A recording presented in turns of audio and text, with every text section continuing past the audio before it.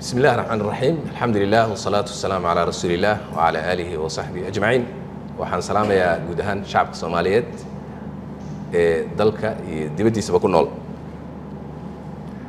caawa ay bisha Oktoobar tahay 7 waxaan rabaa inaan dadka Soomaaliyeed la wadaago dhowr qodob. qodobka koowaad, golaha wadatashiga qaran waxa uu soo qabtay ama uu soo yeeshay intii aan xilka joognay 9 kulan. kulamadaas dhammaantood waxaa ka soo baxay go'aamo muhiim ah oo lagu xaqiijiyay himilooyin waaweyn oo la xiriira midnimada iyo wadajirka ummadda Soomaaliyeed, amniga iyo dabargoynta kooxaha khawaarijta ah, horumarinta iyo dib u habeynta dhaqaalaha, kor u qaadidda adeegga bulshada, siyaasadda iyo xiriirka caalamiga ah, garsoorka iyo cadaaladda iyo dib u eegista dastuurka.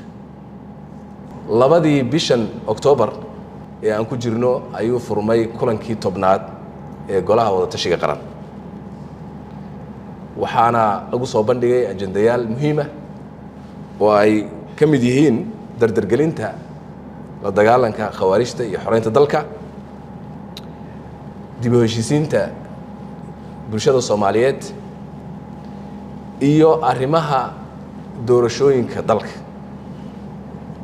haddaba waxaan rabaa inaan halkan ka caddeeyo shirkaasi weli waa socdaa. madaxda ka soo qayb gashay shirka ee sharafta leh waxay ku jiraan la tashiyo la xiriira qodobada qaarkood oo muhiim ah.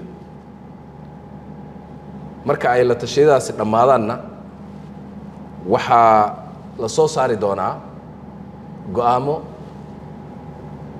iyo warmurtiyeed.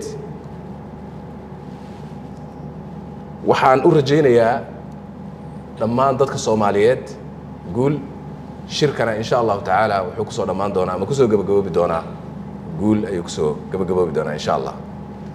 intaas marka laga tago waxaan rabaa inaan u caddeeyo mar kale dadka Soomaaliyeed inay naga go'an tahay ilaalinta midnimada, gobnimada iyo qarannimada Soomaaliyeed, ilaalinta karaamada Soomaaliyeed, iyo inaan ka fogaano wax kasta oo keeni kara kala qaybinta dadka Soomaaliyeed. waxaa naga go'an in dalka horey loo wado oo aan dib loo celin, hadday noqoto siyaasadda iyo hadday noqoto dhaqaalaha iyo hadday noqoto arrimaha bulshada. maanta meeshaan marayno waa meel wanaagsan. waxaanan naga go'an inaan horey u soconno oon dalka hormarino. waxaan ugu baaqayaa dhammaan dadka Soomaaliyeed inay ka shaqeeyaan kuna taageeraan dowladda Soomaaliyeed